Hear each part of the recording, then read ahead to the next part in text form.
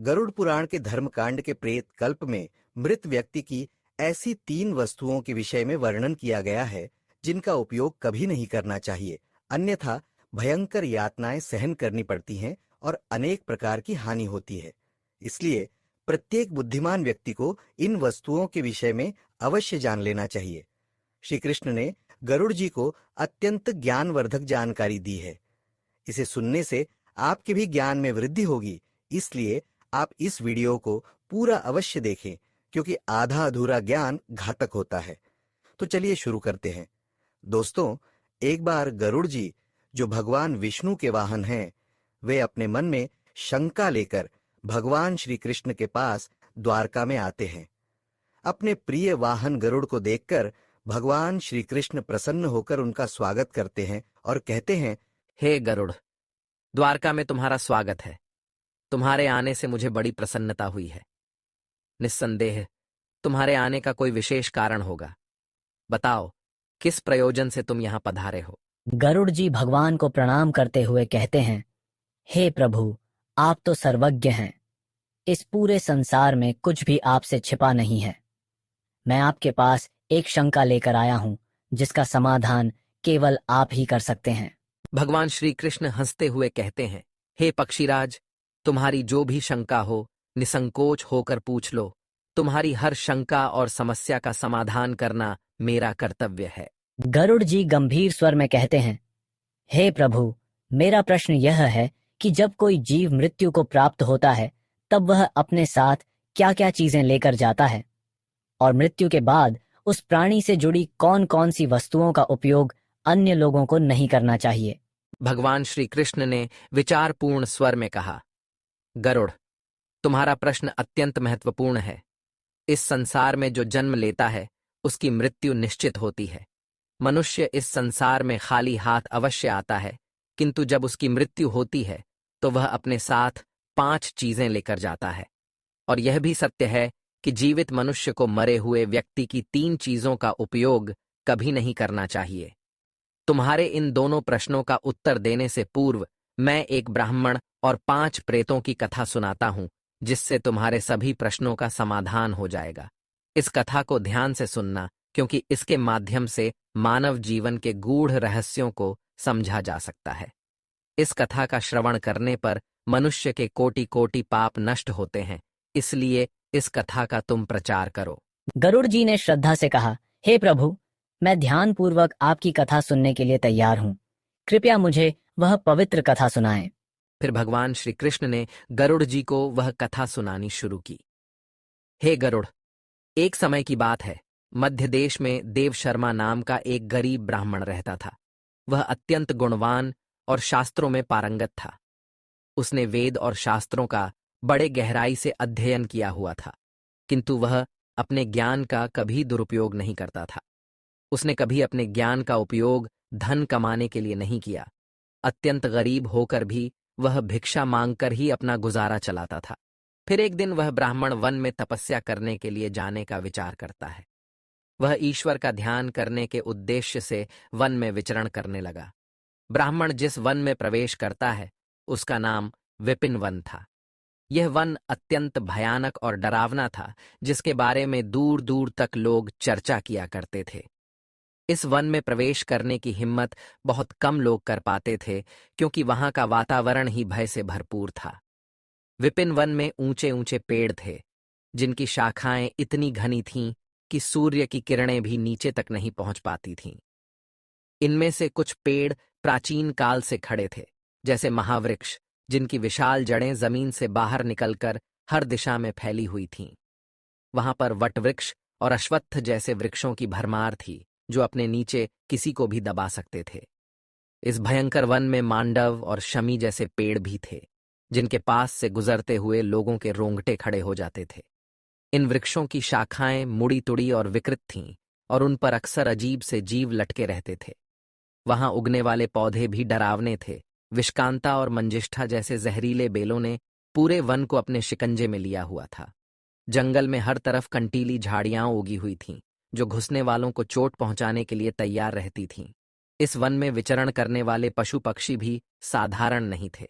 यहाँ काले पंखों वाले उल्लू दिन में भी विचरण करते थे, जिनकी भयानक आवाजें हवा में गूंजती थीं। जंगली भेड़िए अपने शिकार की तलाश में हमेशा घूमते रहते थे और उनकी आंखें अंधकार में चमकती थीं। काले धब्बों वाले तेंदुए और हिंसक भालू भी यहाँ आम थे। पक्षियों में शकुनी नामक गिद्ध और काली मैना पेड़ों पर बैठे दूर से आए लोगों को आतंकित करते थे। विपिन वन का सारा वातावरण ही अत्यंत रहस्यमय और डरावना था, जहां हर कदम पर मृत्यु का भय मंडराता रहता था। और चलते चलते वह एक अत्यंत प्राचीन वृक्ष के पास पहुंच जाता है। वह देखता है कि उस वृक्ष के नीचे 5 पिशाच खड़े हुए हैं। वे सभी पिशाच उस जंगल से गुजरने वाले मनुष्यों का भक्षण करते थे। कोई भी मनुष्य उस मार्ग से जाता तो वे उसे पकड़कर खा लिया करते थे। पिशाच होने के कारण उनके अंदर धर्म का कोई अंश नहीं था। वे अत्यंत पापी और दुराचारी थे। वे किसी पर भी कभी दया नहीं करते थे। जब वह ब्राह्मण उस वृक्ष के पास आता है तो वे पिशाच एक दूसरे से कहने लगते हैं, अरे वाह, देखो भाई, हमारे लिए आज ताजा ताजा भोजन आ रहा है। सबसे पहले मैं ही इस ब्राह्मण को खाऊंगा। इसका मांस तो कितना स्वादिष्ट होगा। यह ब्राह्मण केवल सात्विक भोजन ग्रहण करता होगा, इसलिए इसके शरीर में किसी भी प्रकार के रोग नहीं होंगे, कोई कीड़े और कृमि भी नहीं होंगे। इसका मांस खाने में बड़ा आनंद आएगा। हाँ हाँ हाँ हाँ। दूसरा पिशाच कहता है, इस ब्राह्मण का भक्षण तो मैं ही करूंगा। आज कई दिनों के पश्चात शिकार हाथ लगा है। इस प्रकार से वे पिशाच उस ब्राह्मण को खाने के लिए आगे आते हैं। लेकिन जब वह ब्राह्मण उन पिशाचों को देखता है तो वह बिल्कुल भी भयभीत नहीं होता है। वह ब्राह्मण भगवान विष्णु का परम भक्त था और वह हर समय श्री हरि का नाम जपता रहता था, इसलिए उसे किसी से भी कोई भय नहीं लगता था। उन पिशाचों को देखकर भी ब्राह्मण भयभीत नहीं हुआ और उन पिशाचों की ओर देखते हुए उन्हें प्रणाम करने लगता है और कहता है, हे पिशाचों, तुम्हें नमस्कार है। उस ब्राह्मण का ऐसा विचित्र व्यवहार देखकर पिशाच हैरान हो जाते हैं। विष्णु भक्त ब्राह्मण के सानिध्य से उनके अंदर से हिंसा का भाव नष्ट हो जाता है और वे आश्चर्यचकित होकर उस ब्राह्मण की ओर देखते हैं और उस ब्राह्मण से कहने लगते हैं, हे महात्मा, आप कौन हैं और इस वन में अकेले क्यों भटक रहे हैं? हम पिशाचों को देखकर भी आपको जरा सा भी भय नहीं लगा। बड़े बड़े शूरवीर योद्धा भी हम पिशाचों को देखकर थर थर कांपने लगते हैं। हमें देखकर डरकर भागने लगते हैं, किंतु आपके मन में किसी भी प्रकार का भय दिखाई नहीं पड़ रहा है। आपके सानिध्य में आने पर हमारी भूख भी समाप्त हो चुकी है। हम तो आपको भोजन समझकर प्रसन्न हो रहे थे और आपको खाने वाले थे। फिर वह ब्राह्मण कहता है, हे पिशाचों, मुझे आपसे बिल्कुल भी भय नहीं लग रहा है, क्योंकि मैं जानता हूं कि भगवान हमेशा मेरे साथ हैं और उनकी इच्छा के बिना तो पेड़ का पत्ता तक नहीं हिलता। यदि मेरी मृत्यु आप पिशाचों के द्वारा ही होनी है तो मुझे यह भी स्वीकार है। प्रभु ने मेरे भाग्य में जो भी लिख दिया है मुझे वह मंजूर है। यदि मुझे खाने से आपकी तृप्ति होती है तो मैं इसे मेरा सौभाग्य समझूंगा। इस संसार के प्रत्येक प्राणी को सुख प्रदान करना, उनकी तृप्ति करना ही प्रत्येक मनुष्य का कर्तव्य है। पिशाच भी ईश्वर द्वारा ही बनाए हुए हैं, इसलिए मैं आपकी निंदा भला कैसे कर सकता हूं। ब्राह्मण के ऐसे वचन सुनकर वे सभी पिशाच आश्चर्यचकित हो जाते हैं और उस ब्राह्मण से कहने लगते हैं, हे ब्राह्मण देवता, आपके वचन अत्यंत सुंदर हैं, जिन्हें सुनकर ही हमारी तृप्ति हुई है। हम आपका भक्षण नहीं करेंगे। कृपया आप हमें बताइए कि आप कौन हैं और किस कारण से आप इस वन में भटक रहे हैं। वह ब्राह्मण कहता है, हे पिशाचों, मेरा नाम देव शर्मा है और मैं प्रभु की भक्ति करने के लिए इस वन में उचित स्थान खोज रहा था, किंतु आपको देखकर लगता है कि आप बहुत कष्ट में हैं। मुझे बताइए कि किस कारण से आपको पिशाच बनना पड़ा। यदि मैं आपकी कोई सहायता कर सकता हूं तो आप अवश्य कहें। मैं अपने सामर्थ्य के अनुसार आपकी जो भी हो सके मदद अवश्य करूंगा। ब्राह्मण की बातें सुनकर सभी पिशाच सुन्न हो जाते हैं और कहने लगते हैं, हे द्विज श्रेष्ठ, आपको बार बार प्रणाम है। हम सभी पिशाच हमारे पाप कर्मों के कारण ही बने हैं। हमने हमारे पितरों का अपमान किया है, इसी कारण से हमें यह पिशाच योनि प्राप्त हुई है। न जाने कब हमें इस पिशाच के शरीर से छुटकारा मिलेगा। हमने मनुष्य रहते हुए भी बहुत पाप किए थे और पिशाच बनकर तो हमने अनगिनत पाप किए हैं। कितने ही निर्दोष मनुष्यों और प्राणियों को हमने मारकर खाया है। इसीलिए हमें ऐसा लगता है कि हमें कभी पिशाच योनि से मुक्ति नहीं मिलेगी। फिर ब्राह्मण कहता है, हे पिशाचों, मैं आपकी व्यथा को समझता हूं। कृपया आप मुझे बताइए, मैं किस प्रकार से आपको मुक्ति दिला सकता हूं। मैं मध्य देश में रहने वाला देवशर्मा ब्राह्मण हूं। मैंने अनेक तप, व्रत और उपवास किए हैं। इसलिए आपकी मुक्ति के लिए भी यदि कोई व्रत उपवास हो तो मुझे बताइए, वह मैं अवश्य करने का प्रयास करूंगा। ब्राह्मण की बात सुनकर उन पिशाचों को समझ में आ जाता है कि यह ब्राह्मण तो उनका ही पुत्र है। वे पिशाच उस ब्राह्मण के दादा परदादा हैं जो पाप करने के कारण पिशाच बने हुए हैं। श्री कृष्ण कहते हैं, हे गरुड़, इस प्रकार से उन पिशाचों को यह झात हो जाता है कि वह ब्राह्मण उनका ही वंशज है। फिर वे सभी पिशाच अपने अपने पाप कर्मों के विषय में बताने लगते हैं। पहला पिशाच, जिसका नाम उच्चिष्ट था, वह आगे बढ़ा। उसका शरीर मांस और खून से सना हुआ था और उसकी आंखों में अधर्म की अग्नि जल रही थी। उसने कांपते हुए ब्राह्मण से कहा, मेरा नाम उच्चिष्ट इसलिए पड़ा क्योंकि मैं हमेशा दूसरों का बचा हुआ और जूठन खाया करता था। मैं पिछले जन्म में बृहस्पति था और तुम्हारा 5 पीढ़ी पहले का पूर्वज था। एक समय में मैं बहुत विद्वान और आदरणीय ब्राह्मण था। मैंने यज्ञ और अनुष्ठान किए, लेकिन धीरे धीरे मेरी लालसा बढ़ गई। मुझे लोगों द्वारा छोड़ा हुआ भोजन खाने की आदत पड़ गई। दूसरों के झूठे भोजन में मुझे स्वाद आने लगा। मैंने यह जानने के बावजूद कि यह अधर्म है, झूठे भोजन का आदान प्रदान शुरू कर दिया। एक दिन जब मैंने एक पवित्र यज्ञ के बाद बचा हुआ उचिष्ट भोजन खा लिया, उसी भोजन से मेरे शरीर में विष निर्माण हुआ और उसी क्षण मेरी मृत्यु हो गई। अब मैं पिशाच बनकर उचिष्ट भोजन करता हूं और यही मेरा श्राप है। दूसरा पिशाच, जिसका नाम नग्न अंग था, वह आगे आया। उसका पूरा शरीर नग्न था और उसकी हड्डियां दिख रही थीं।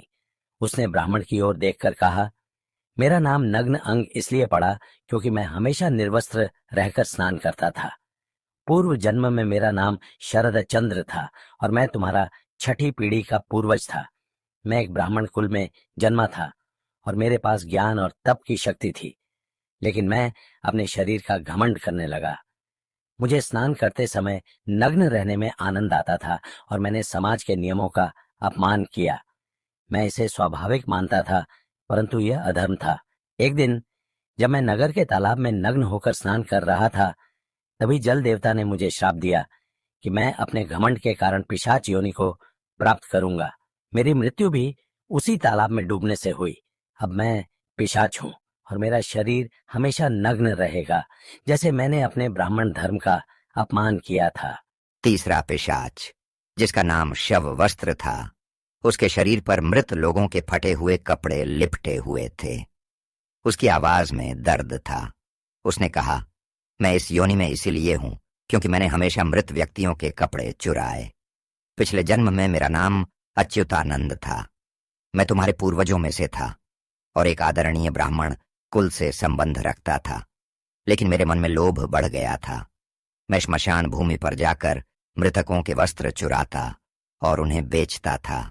मरे हुए लोगों के वस्त्र पहनकर मुझे सुख की अनुभूति होती थी।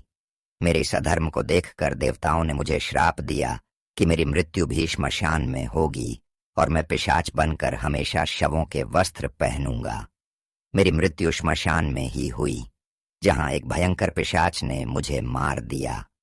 अब मुझे मृतकों के वस्त्र पहनने का श्राप मिला है।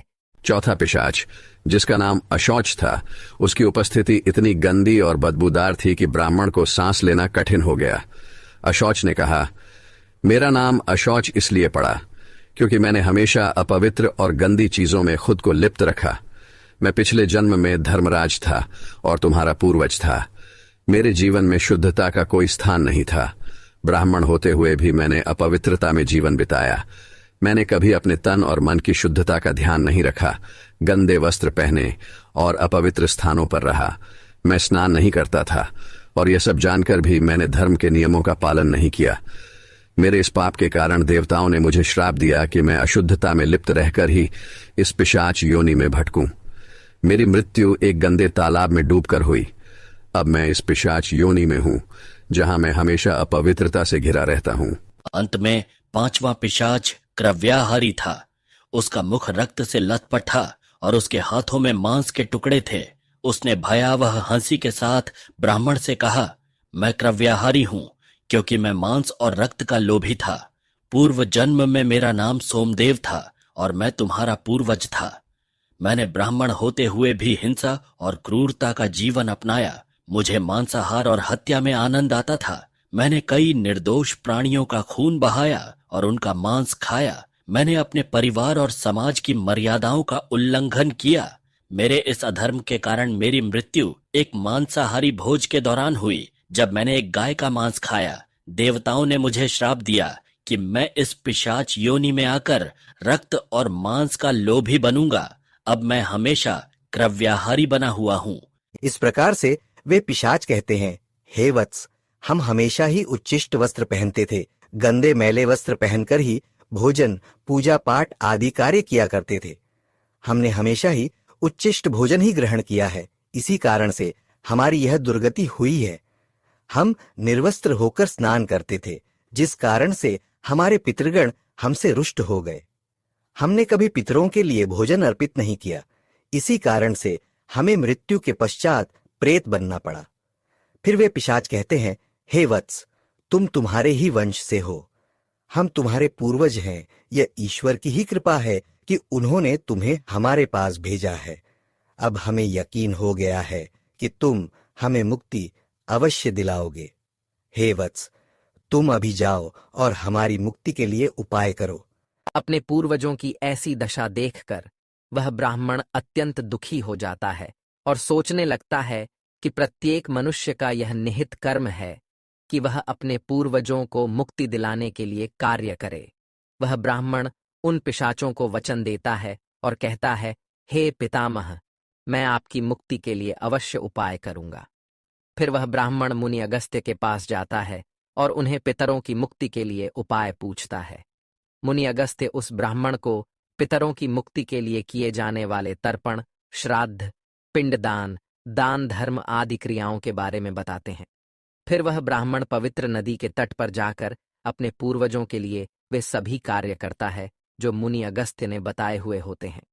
वह पहले नदी के पवित्र जल से तर्पण करता है, फिर नदी के तट पर बैठकर पिंडदान करता है और उससे जो कुछ भी हो सके उसी के अनुसार दान धर्म करता है।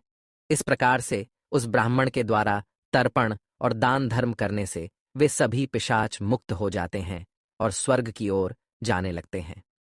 फिर श्री कृष्ण गरुड़ से कहते हैं, हे गरुड़, इसीलिए मनुष्य को कभी उच्चिष्ट वस्त्र नहीं पहनने चाहिए, अर्थात गंदे और मैले कपड़े नहीं पहनने चाहिए। कभी उच्चिष्ट भोजन ग्रहण नहीं करना चाहिए। दूसरों का झूठा, जमीन पर पड़ा हुआ, दूसरों के द्वारा लांघा गया तथा पितरों को अर्पण किए बिना किया गया भोजन उच्छिष्ट भोजन होता है। हे गरुड़, अब मैं तुम्हें मृत व्यक्ति की उन वस्तुओं के विषय में बताता हूं जिनका उपयोग जीवित मनुष्य को कभी नहीं करना चाहिए। इसीलिए तुम ध्यान से सुनो। हे गरुड़, मनुष्य इस संसार में जन्म लेकर कई भौतिक सुखों के मोह में पड़ जाता है। मृत्यु के बाद भी उसका उन वस्तुओं के प्रति मोह नहीं छूटता है। जब तक मनुष्य सांसारिक वस्तुओं का मोह त्याग कर संपूर्ण रूप से ईश्वर को अपना नहीं लेता, तब तक वह अलग अलग योनियों में जन्म लेकर पृथ्वी लोक पर ही भटकता रहता है।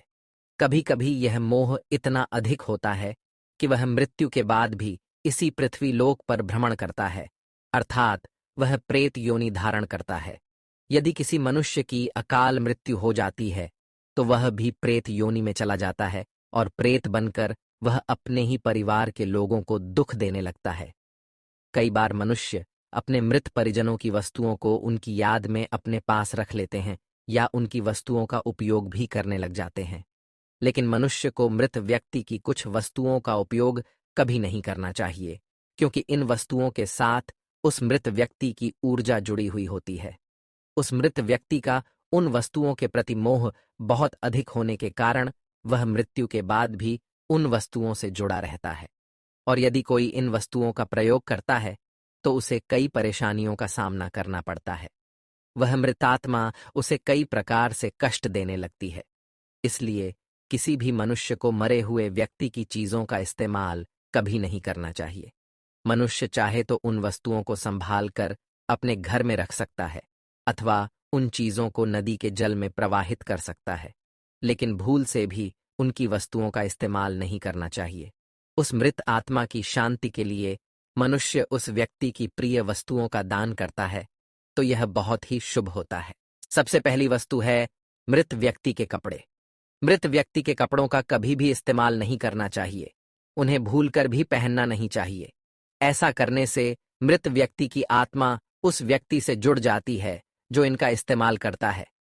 मृत व्यक्ति की यादें उस व्यक्ति को सताने लग जाती हैं जो उनके कपड़ों का इस्तेमाल करता है, जिस कारण वह व्यक्ति मानसिक और शारीरिक रूप से कमजोर हो जाता है। उस व्यक्ति को अपने मृत परिजन की ऊर्जा का एहसास भी होने लगता है।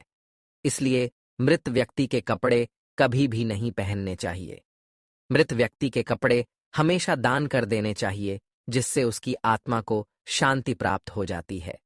दूसरी चीज है मृत व्यक्ति के गहने। मृत व्यक्ति के गहने भी उसके कपड़ों की तरह ही उसकी ऊर्जा के स्रोत होते हैं।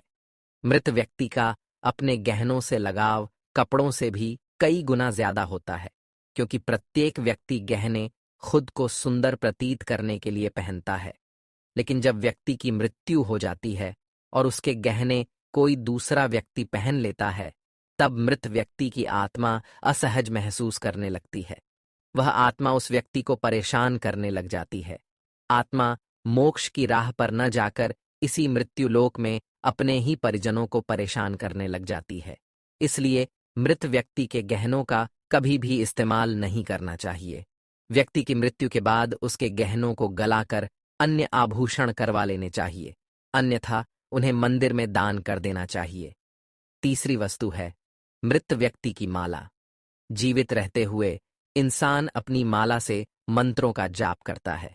उसके गले की माला ही उसके जीवन भर के पुण्यों की कुंजी होती है। मृत्यु के बाद व्यक्ति की माला को कभी जीवित मनुष्य को धारण नहीं करना चाहिए।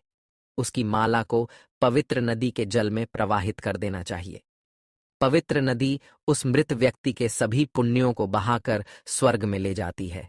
श्री कृष्ण कहते हैं, हे गरुड़, मृत्यु के बाद मनुष्य अपने साथ केवल अपने पाप और पुण्य लेकर जाता है, सभी भौतिक वस्तुओं को यहीं पर छोड़ देता है। इसलिए उसे कभी उन वस्तुओं के प्रति अत्यधिक मोह नहीं करना चाहिए। श्री कृष्ण कहते हैं, हे गरुड़, मृत्यु के बाद आत्मा के साथ कुछ ऐसी चीजें होती हैं जो अगले जन्म में भी साथ जाती हैं। ये चीजें आत्मा के कर्म और इच्छाओं से जुड़ी होती हैं। अब मैं तुम्हें उन 5 बातों के बारे में विस्तार से बताऊंगा। भगवान श्री कृष्ण कहते हैं, कामना वह पहली चीज है जो आत्मा के साथ मृत्यु के बाद भी रहती है। मनुष्य की कामनाएं उसे नया शरीर धारण करने के लिए प्रेरित करती हैं। कामना एक ऐसी शक्ति है जो आत्मा को लगातार नए शरीर की खोज में लगाए रखती है। जब एक व्यक्ति की मृत्यु होती है तो उसकी इच्छाएं उसके साथ जाती हैं और ये इच्छाएं उसके नए जन्म में पुनः कार्य करती हैं। कामना को एक प्रकार की चंचल ऊर्जा माना जाता है जो आत्मा को सांसारिक जीवन के चक्र में बांधे रखती है। अगर मनुष्य अपनी सभी इच्छाओं का त्याग कर देता है तो उसे मोक्ष की प्राप्ति हो सकती है। इसीलिए कहा गया है कि मृत्यु के समय अपनी इच्छाओं का त्याग करना अत्यंत महत्वपूर्ण है। जो लोग मृत्यु के समय अपनी इच्छाओं को साथ लेकर जाते हैं, उन्हें पुनः जन्म लेना पड़ता है, क्योंकि उनकी कामनाएं उन्हें अगले जीवन के लिए प्रेरित करती हैं। श्री कृष्ण कहते हैं, वासना कामना का ही एक उन्नत रूप है। वासना वह है जो मनुष्य को इंद्रियों के सुख और भोग की ओर आकर्षित करती है। यह एक ऐसी लालसा है जिसका कोई अंत नहीं है। मृत्यु के समय भी अधिकांश लोग वासना से मुक्त नहीं हो पाते हैं। यह वासना सांसारिक वस्त्रों, धन, परिवार और भोगों के प्रति आकर्षण को बढ़ाती है। वासना इतनी शक्तिशाली होती है कि यह मृत्यु के बाद भी आत्मा के साथ रहती है। वासना का उदाहरण विष्णु पुराण में राजा भरत की कथा में मिलता है। राजा भरत ने एक हिरण के बच्चे से अत्यधिक प्रेम किया और उनकी वासना इस बच्चे के प्रति इतनी प्रबल थी कि मृत्यु के समय भी वे उसी हिरण के बारे में सोचते रहे। परिणाम स्वरूप उन्हें अगले जन्म में हिरण की योनि प्राप्त हुई। ये दिखाता है कि वासना आत्मा को बंधनों में बांधे रखती है। मन की शांति और ज्ञान से ही वासना से मुक्ति मिल सकती है। श्री कृष्ण आगे कहते हैं, कर्म मनुष्य की सबसे महत्वपूर्ण धरोहर है, जो उसके साथ मृत्यु के बाद भी जाती है। मनुष्य जीवन में जो भी कार्य करता है, अच्छे या बुरे, वे कर्म उसके अगले जन्म में फल देते हैं। मृत्यु के समय आत्मा द्वारा किए गए सारे कर्मों का लेखा जोखा होता है। अगर किसी व्यक्ति ने अच्छे कर्म किए हैं तो उसे परलोक में सुख और शांति मिलती है और अगले जन्म में भी उसे समृद्धि प्राप्त होती है। वहीं अगर उसने बुरे कर्म किए हैं तो उसे नरक या दुखदायी जीवन की प्राप्ति होती है। यही कारण है कि हमारे धर्मशास्त्रों में कर्म को अत्यधिक महत्व दिया गया है।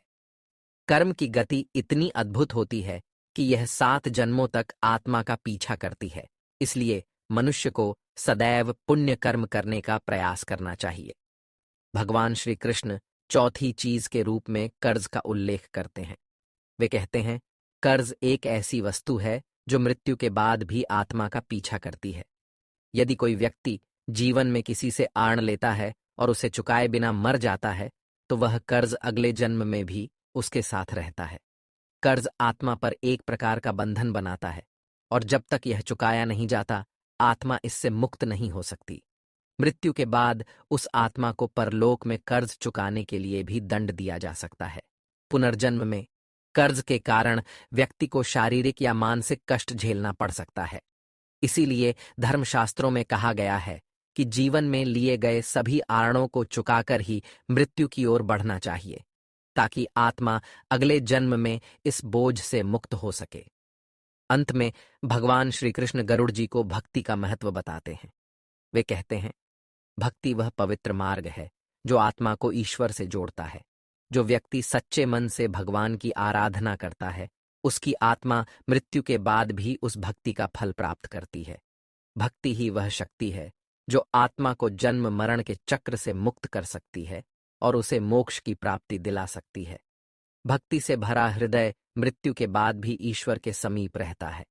यही कारण है कि भक्ति को जीवन का सबसे पवित्र साधन माना गया है। इस प्रकार भगवान श्री कृष्ण ने गरुड़ जी को बताया कि आत्मा के साथ मृत्यु के बाद कामना, वासना, कर्म, कर्ज, पुण्य और भक्ति रहती हैं। ये चीजें आत्मा को जीवन के चक्र में बांधे रखती हैं या मोक्ष की ओर ले जाती हैं। तो दोस्तों, इस प्रकार से श्री कृष्ण ने गरुड़ जी को अत्यंत महत्वपूर्ण ज्ञान दिया है। उम्मीद है आपको यह जानकारी अच्छी लगी होगी। वीडियो को लाइक अवश्य करें और कमेंट में जय श्री कृष्ण अवश्य लिखें।